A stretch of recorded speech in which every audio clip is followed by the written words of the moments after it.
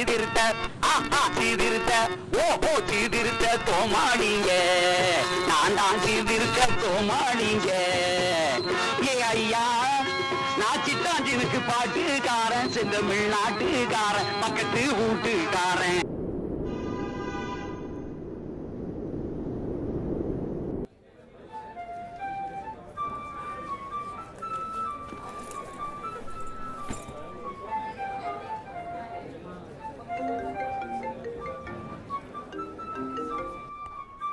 Hello, ஆமாம் sir இதோ கிளம்பிட்டேன்.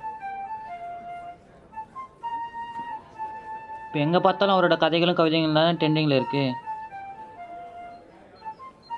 இப்போ எல்லாருமே அதிகமாக படிக்கிறது அவரோட ஹரிச்சந்திர கதைங்கிற புத்தகத்தை தானே. யங்ஸ்டர் மத்தியில் நல்லா ப்ராப்ளம் ஆக்கிட்டாரு.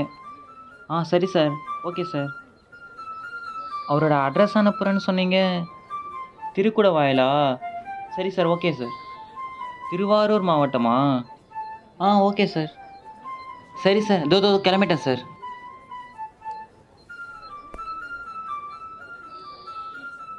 நான் ஆர்டிக்கல் எடுக்க கிளம்பிட்டேன். விக்கி வந்தால் சொல்லிவிடுங்க.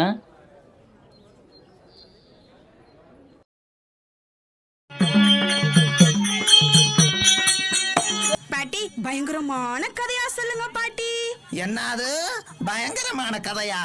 சரி வேணாம், கதை பயங்கரமா சொல்லுங்க பாட்டி. கதைய கேட்கும் போதே கிடுகிடுன்னு நடுங்குற மாதிரி கதைய சொல்லுங்க பாட்டி. எல கேக்குற நீங்க நடுங்குறீங்களோ இல்லையோ, சொல்ற நானு நடுங்கிக்கிட்டே தான் சொல்லுவேன். நடுங்கிக்கிட்டே சொன்னாலும் சரி, நாட்டியம் ஆடிக்கிட்டே சொன்னாலும் சரி, இப்ப கதைய சொல்லுங்க பாட்டி. சரி சரி வாங்க. ஒரு ஊர்ல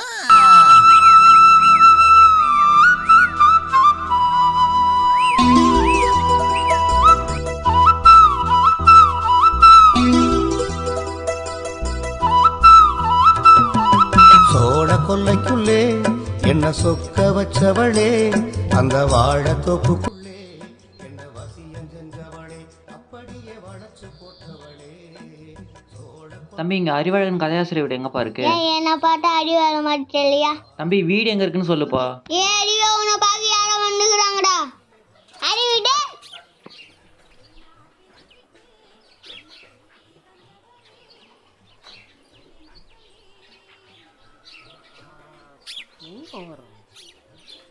யாரு? அறிவழகன். நான் தான். நீங்க ஆர்டிக்கல் எடுக்க வர சொல்லியிருந்தீங்க. ஓ, தமிழ்தாசன். ஆமாம், கால் பண்ணிருந்தீங்கன்னு நினைக்கிறேன். வாங்க உள்ள வாங்க. இலைய எப்போ தண்ணி கொடு.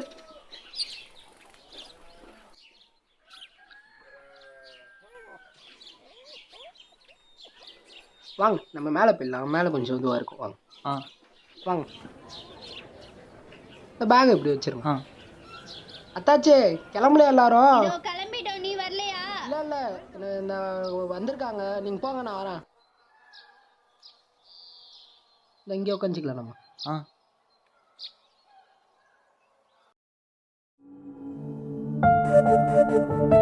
வணக்கம் சார். வணக்கம்.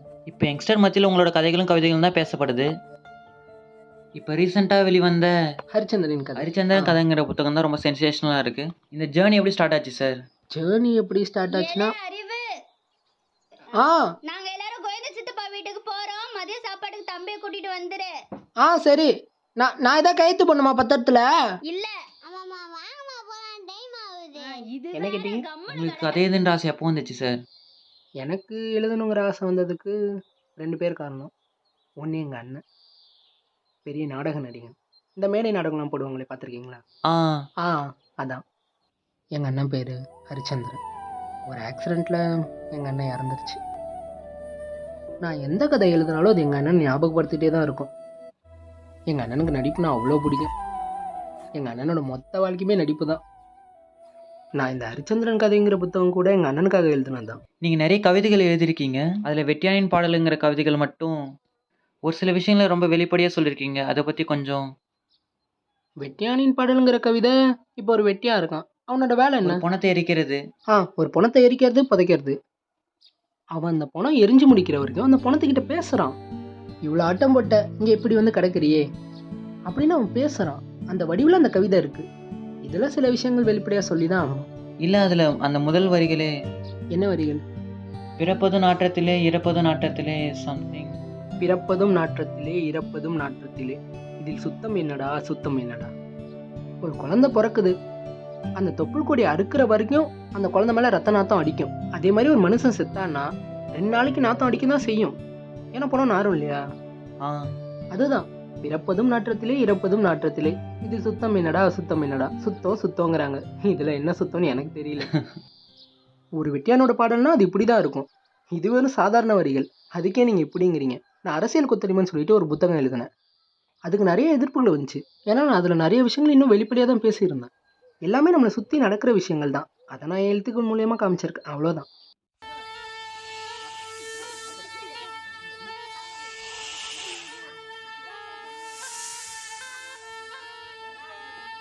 சரி சார், கதைகள் எது 2 பேர் காரணம் சொன்னீங்க, இன்னொருத்தர் யாரும் சொல்லவே இல்லையே. இன்னொன்று திவ்யஸ்ரீ, என் முதல் காதல். நான் முதல்ல கடிதம்னு ஒன்று எழுதுனேன்னா அது அவளுக்கு தான். அங்கேருந்து தான் எழுத ஆரம்பித்தேன். கவிதைகள் எழுதினேன், அதுக்கப்புறம் சிறுகதைகள்லாம் எழுதினேன். இப்போ அவங்க இல்லையா சார்? திருமணம் ஆயிடுச்சு. திருமணம் ஆயிடுச்சா? 12ஆம் வகுப்பு முடித்தோடனே திருமணம் பண்ணி வச்சிட்டாங்க அவங்க வீட்டில். ஒரு பொண்ணோட படிப்பை நிறுத்தி அவள் ஆசைகளை முறியடிச்சு பெற்றவங்களே திருமணம் பண்ணி வச்சிடறாங்க. குழந்தை திருமணம் அப்போ தான் நடந்துச்சு அப்படிலாம் இல்லை, இப்போவும் நடந்துக்கிட்டு தான் இருக்குது. ஏன் எவ்வளோ பெண்களோட படிப்பெல்லாம் நிறுத்தி அவங்க ஆசைகளை முறியடிச்சு இப்போவும் திருமணம் பண்ணி வச்சுட்டு தான் இருக்காங்க. காதல் திருமணம் பண்ணால் தப்புங்கிறாங்க, ஆனால் பெற்றவங்களே தானே பண்ணி வச்சிட்டு இருக்காங்க.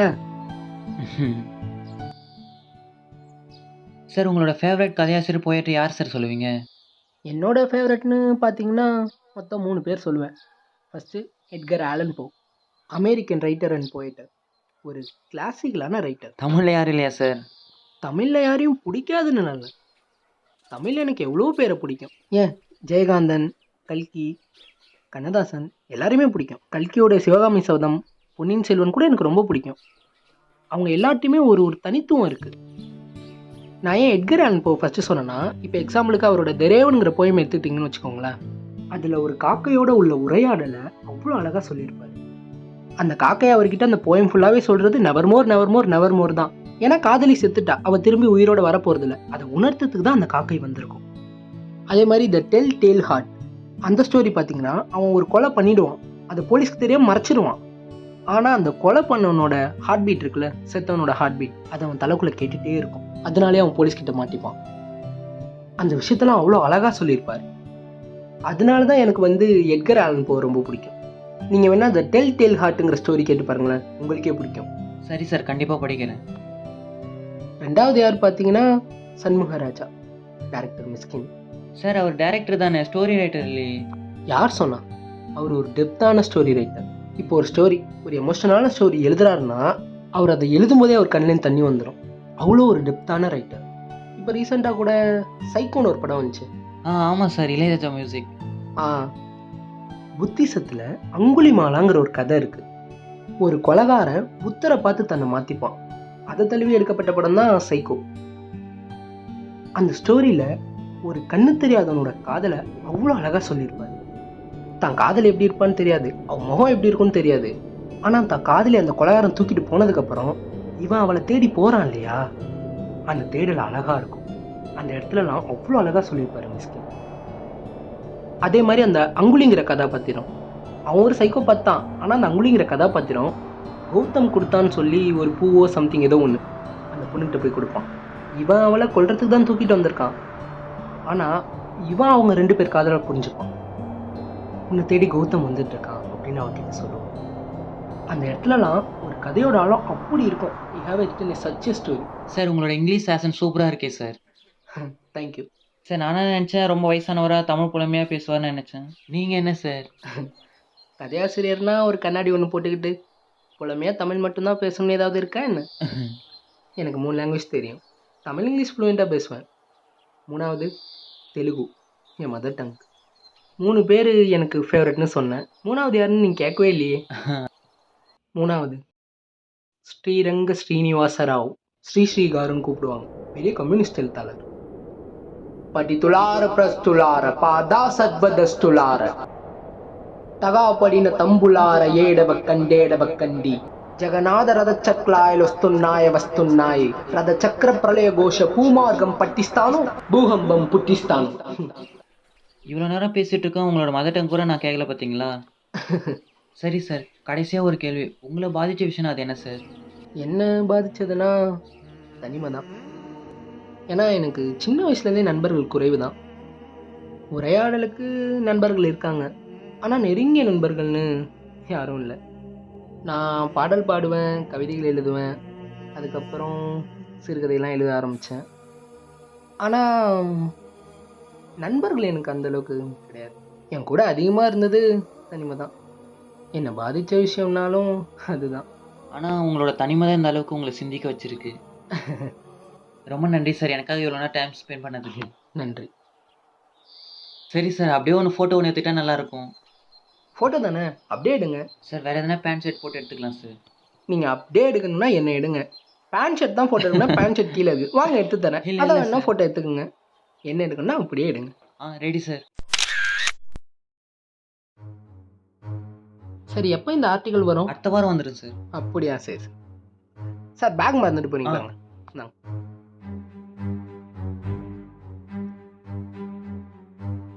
நீங்களும் நல்லா கோஆப்ரேட் பண்ணீங்க சார். சரி. தம்பி எங்க போனா அவன் காணோம். அப்ப அப்ப அப்படியே அப்படி என்னடா ஆச்சு? சார் சார் ஆட்டோ கூப்பிடுங்க சார். சார் ஆட்டோ கூப்பிடுங்க சார். சார் அப்படி கருத்துடா. அப்ப சார் சீக்கிரம் சார் ஆட்டோ கூப்பிடு. அப்படியே எத்தரா அப்ப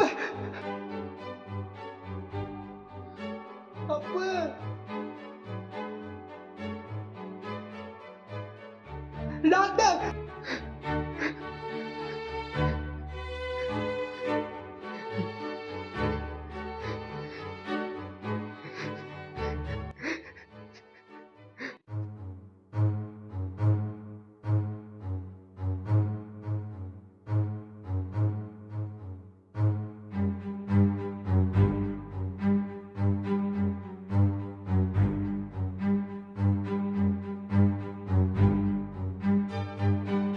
சொன்னது ஞாபகம் இருக்கட்டையா, ஆர்டிக்கல் முடிஞ்ச உடனே அவனை போட்டுரு.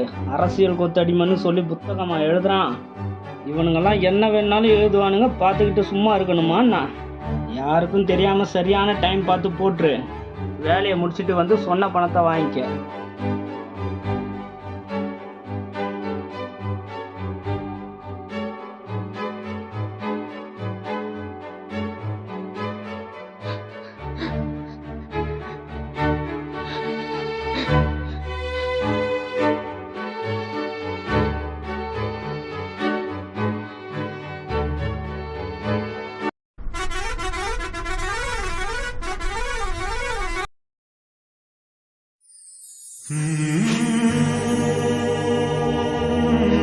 ஹலோ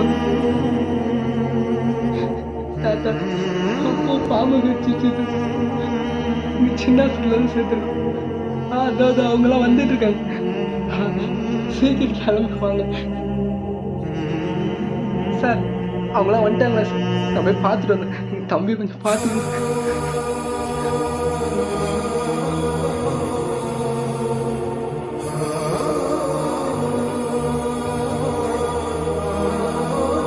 ரொம்ப நன்றி சார். நீங்கள் மட்டும் இல்லைனா நான் என்ன பண்ணியிருப்பேனே தெரியல சார். அதனால என்ன சார், பரவாயில்ல சார். இல்லை சார், வேற யாராவது இருந்தால் அப்படியே போயிருப்பாங்க.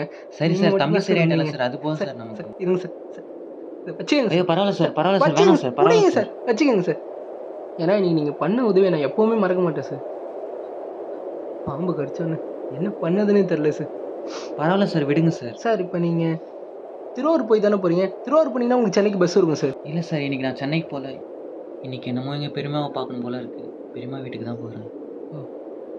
எங்க? கும்பகோணம் சார்.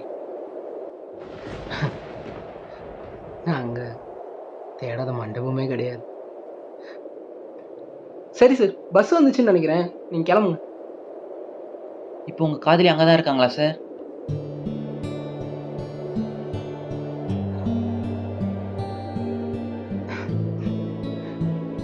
நாள் காதலி சார். பஸ் கிளம்பு சார். சரி சார், வரேன் சார்.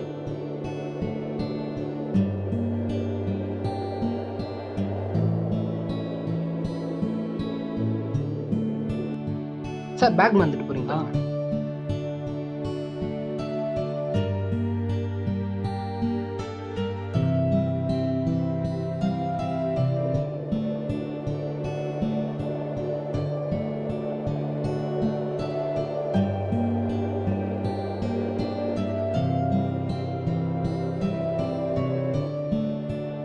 கொல்ல வந்த பகையும் வெல்லவில்லை, புறமுதுகிட்டு ஓடியது.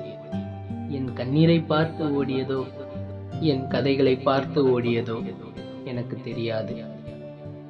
ஆனால் அந்த நாள் எனக்கு பல நினைவுகளை தந்தது. என் தம்பியை மருத்துவமனைக்கு அழைத்துச் செல்ல அவர் உதவினார். எனக்கு ஒரு கத்தியை பரிசாக தந்து சென்றார். எங்கிருந்தோ எய்தப்பட்ட அம்புதான். ஆனால் அந்த அம்பு என் மார்பை துளைக்கவில்லை. 1000 அம்புகள் என்னை நோக்கி பாய்ந்தாலும், எத்தனை எதிர்ப்புகள் வந்தாலும், என் அண்ணனின் வழியில் என்றும் என் எழுத்துக்களை நான் எழுதி கொண்டே இருப்பேன். இதுவே சிறுகதையின் முடிவு.